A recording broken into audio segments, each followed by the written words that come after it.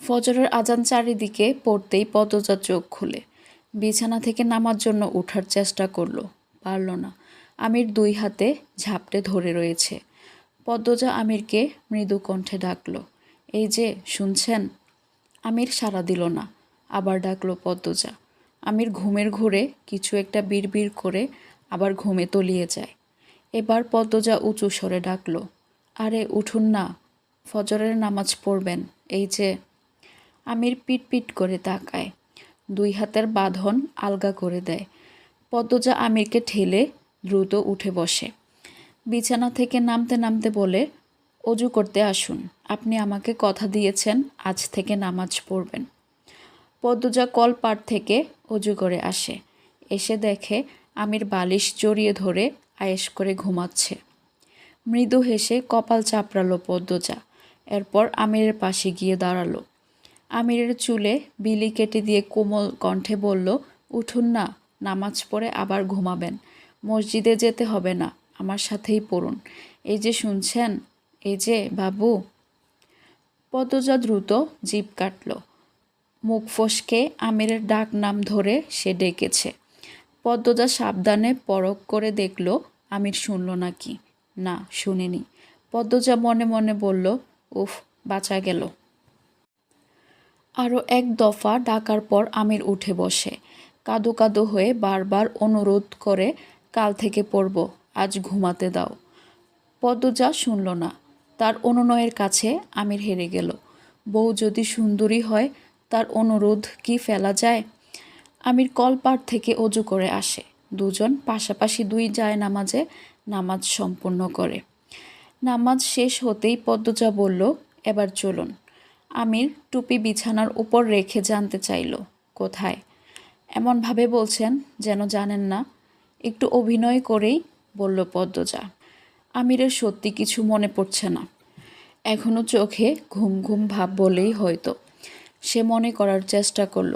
মনে পড়তেই বলল, ও দাঁড়াও, ছাবি নিয়ে আসছি। আমির বেরিয়ে গেল। পদ্মজা অপেক্ষা করতে থাকলো। জানালার পাশে দাঁড়াতেই ভোরের স্নিগ্ধ বাতাসে সর্বাঙ্গ চাঙ্গা হয়ে উঠল। বাইরে সবেমাত্র ভোরের আলো ফুটেছে। পদ্মজা চমৎকার চাহনিতে দেখছে বাড়ির পিছনের জঙ্গল। কি সুন্দর সব কিছু, এত এত গাছ। অযত্নে গড়ে ওঠা বন জঙ্গল যেন একটু বেশি আকর্ষণীয় হয়।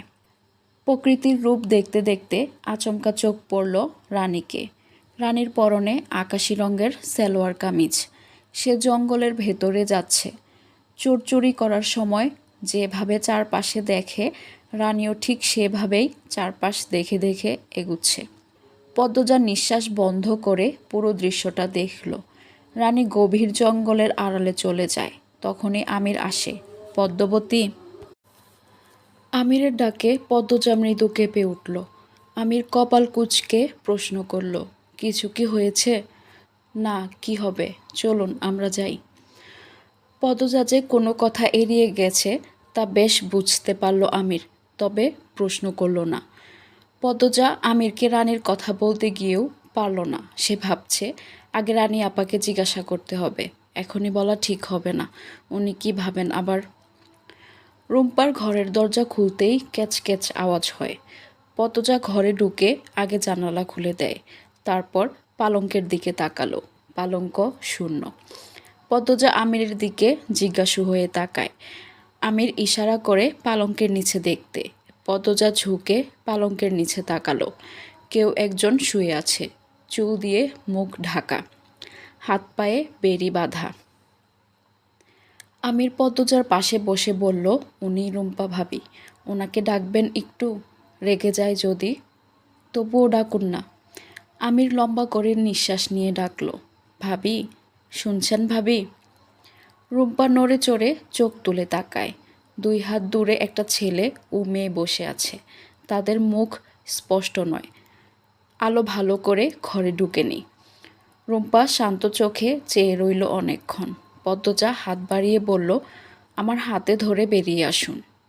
রুম্পা বাঁধা দুই হাতে পদ্মজার হাত ধরার চেষ্টা করে, পারল না। পদ্মজা আরেকটু এগিয়ে যায়। রুম্পার দুই হাত ধরে টেনে বাহিরে নিয়ে আসে। রুম্পা কাছে আসতেই দুর্গন্ধে পদ্মজার বমি চলে আসে। গলা অবধি এসে বমি আটকে গেছে। না জানি কতদিন গোসল করেনি রুম্পা, দাঁত মাজেনি। এই বাড়ির কেউ কি একটু পরিষ্কার করে রাখতে পারে না রুম্পাকে? প্রস্রাবের গন্ধও পাওয়া যাচ্ছে।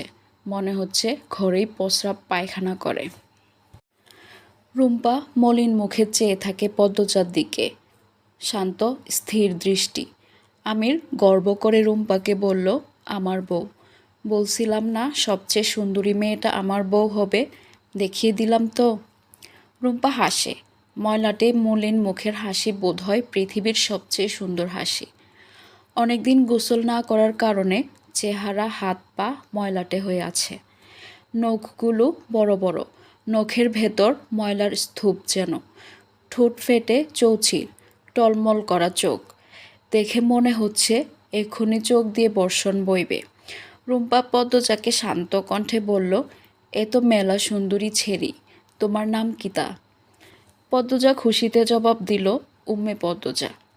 ছুডো ভাই, এত সুন্দর ছেড়ি কই পাইলেন? এ যে চাঁদের লাকান মুখ। রুম্পার আরও কাছে এসে বসল পদ্মজা। দুর্গন্ধটা আর নাকে লাগছে না, মানুষটাকে তার বেশ লাগছে। রুম্পার চুল লম্বা, মাটিতে 5-6 ইঞ্চি চুল লুটিয়ে আছে, কুচকুচে কালো চুল। অনেকদিন চুল না ধোয়ার কারণে চুলগুলো জট লেগে আছে, কিন্তু সৌন্দর্য এখনও রয়ে গেছে। যখন সুস্থ ছিল নিশ্চয়ই অনেক বেশি সুন্দর চুলের অধিকারিণী ছিল। পদ্মজা বলল, আমি আপনাকে তুমি বলি? রুম্পা দাঁত বের করে হেসে মাথা নাড়ালো। পদ্মজা হেসে বলল, কিছু বলবেন? রুম্পা হাসি হাসি মুখে তাকিয়ে থাকে পদ্মজার দিকে, কোনো জবাব দেয় না। সেকেন্ড কয়েক পর রুম্পার চোখের দৃষ্টি এদিক ওদিক ছুটতে থাকে। হাসি মিলিয়ে মুখ মলিন হয়ে আসে। পদ্মজা অবাক হয়ে রুম্পার পরিবর্তন দেখে। আকস্মিক পদ্মজাকে আক্রমণ করে বসল রুম্পা। খামচে ধরে পদ্মজার পা। আমির লাফিয়ে উঠল। রুম্পার হাত থেকে পদ্মজাকে ছুটাতে চেষ্টা করে। রুম্পা পা ছেড়ে পদ্মজার শাড়ি কামড়ে ধরে। মুখ দিয়ে অদ্ভুত শব্দ করতে থাকে। আমির ধমকে বলে, ভাবি ছাড়ো বলছি। পদ্মজা তোমার ক্ষতি করতে আসেনি, ভাবি ছাড়ো। পদ্মজা স্তব্ধ হয়ে দেখছে।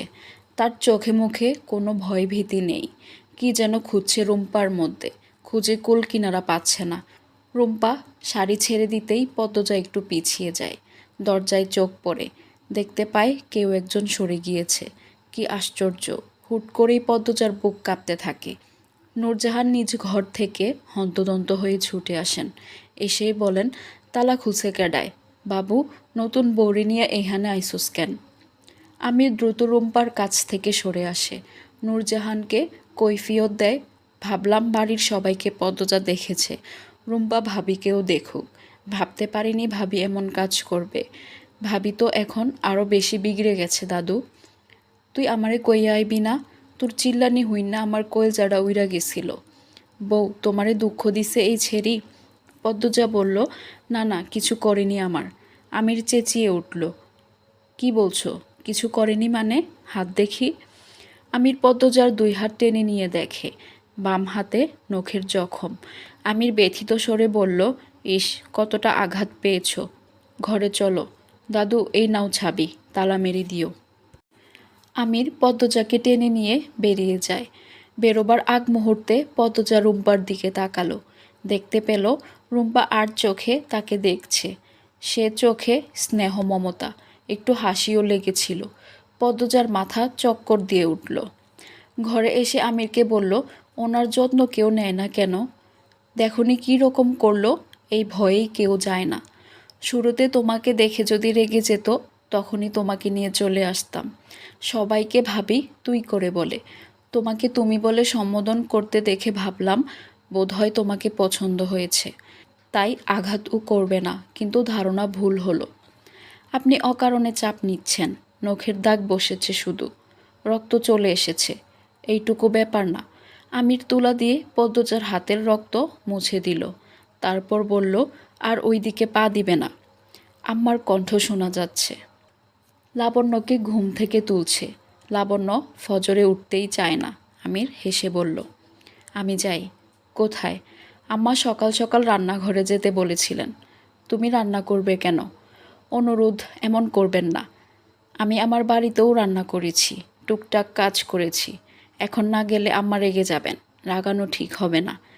এসব ভালো লাগে না পদ্মজা, আমি আসছি। পদ্মজা ব্যস্ত পায়ে বেরিয়ে যায়, আমিরকে কথা বলার সুযোগ না দিয়ে।